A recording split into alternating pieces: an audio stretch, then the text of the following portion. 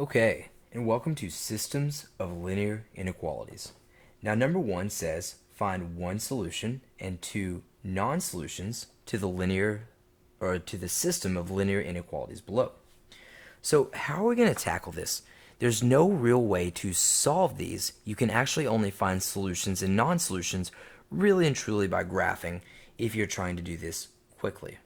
So, let's always start by drawing an XY axis.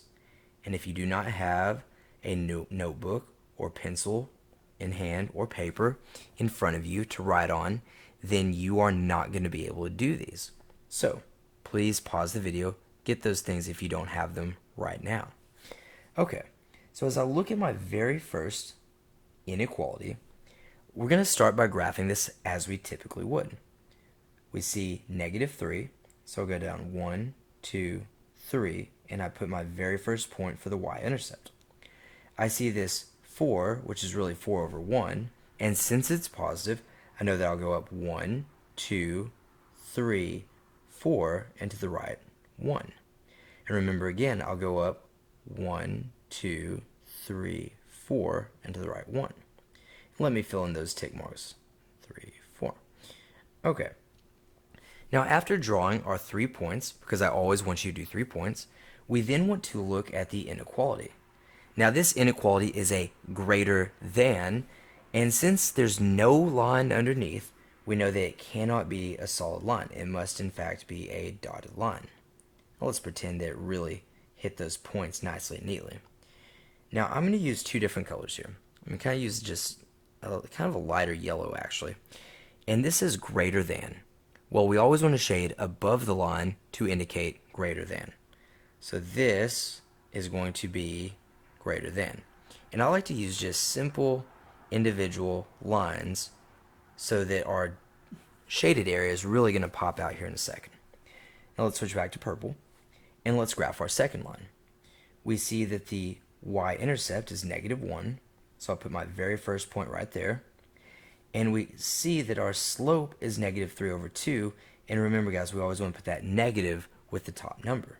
So from here, I'll go down 1, 2, 3, and to the right, 2. And of course, again, I'll go down 1, 2, 3, and to the right, 2. So let's fill in these tick marks. Okay. And notice this is a less than or equal to symbol because it has that line underneath. And so in fact, this will be a solid line. We have that nice little contrast there. Now the last thing to note is this is a less than symbol. So let me use this nice little blue color. And if it's less than, we're actually shading below that line. And once again, I like to use single individual lines. And you'll see why here in a second. Okay. So what do we notice? There is only one space on this whole graph where our blue lines and our yellow lines converge. In fact, it's really kind of blocked off in this shaded region here. Okay?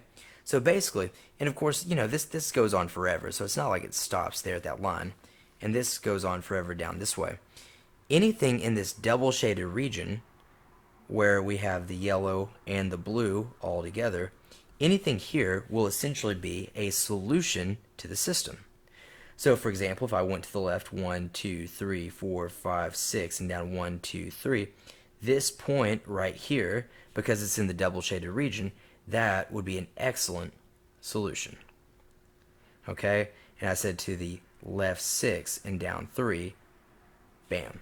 Okay, what about a non-solution? Well, a non-solution will be anywhere on this graph where it does not touch a double shaded region. So, for instance, let's choose this. Let's choose a nice little red here. Here, we're in just the yellow region, but there's no blue. So if we were to go to the left 1, and it looks like we went up 1, 2, 3, 4, 5, and up 5, that would be a great example of a non-solution. What about right here in a completely unshaded area? Well, of course, that is definitely not a solution, and it went to the right 1, 2, 3, 4. So 4, 0 is also not a solution. All right? So I showed you one solution, and I showed you two non-solutions. All right, let's move on to our second and final example. Okay, here's our second and final example. So we want to find one solution and two non-solutions. Okay, so let me go ahead and we're going to start by drawing our xy axis. And let's go ahead and start by graphing this very top line. So here we have y is greater than 1/4 x minus 3. Well, of course, if we can go down 1, 2, 3, put our very first point, and this 1/4, we know that that's going to send us up 1 and to the right 1, 2, 3, 4. And of course, let's fill that in with our tick marks. Now, again, we're going to go up 1 and then to the right 1, 2, 3, 4. Sorry, I got tripped up myself there for a second. And of course, we have that third and final point. Now, we look at our inequality, and we see it's greater than, not greater than or equal to, but greater than. And so, of course, we can put a dotted line here. Now, I'm going to use a different color because I really want this to pop. And we know that it's greater than. And so when you think of greater than, do you think of things that are above or things that are below? And hopefully, you view greater than as things that are above. Now I'm going to use some very sparse lines, okay, so it doesn't really crowd out my picture. And let's go back to our nice little red color here to graph this bottom line. We see that our y-intercept is that positive 4, 1, 2, 3, 4, and we'll put our very first point. And then, of course, our slope is really negative 3 over 1, so we'll go down 1, 2, 3, to the right 1, 1, 2, 3, to the right 1.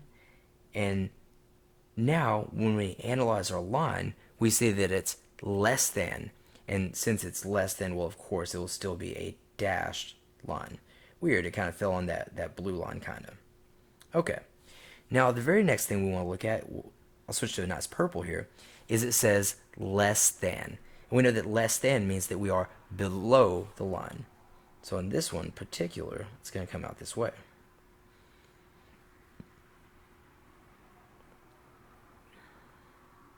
Now, I want you to think about this. And I'm just going to use kind of some rapid fire examples here. Let me use this nice orange. When we talk about non-solutions, we're essentially talking about everywhere where we do not have a double shaded region. So if we are out here, this is an excellent example of a non-solution. Well, what about right here? Even though it's shaded, it's only shaded with one color. That is not where our solutions are. What about here? Well, it's also shaded only with one color. That is not where our solutions are. So let's choose two non-solutions. Okay, we could come out right here. 1, 2, 3, 4, 5. So 5, 0. Not bad. What about this? What if we went to the right 2? So let's see, 1, 2. And then we just went way, way, way up there, all the way up there to 21. Well, of course, that clearly is not going to be in the solution set either. But what about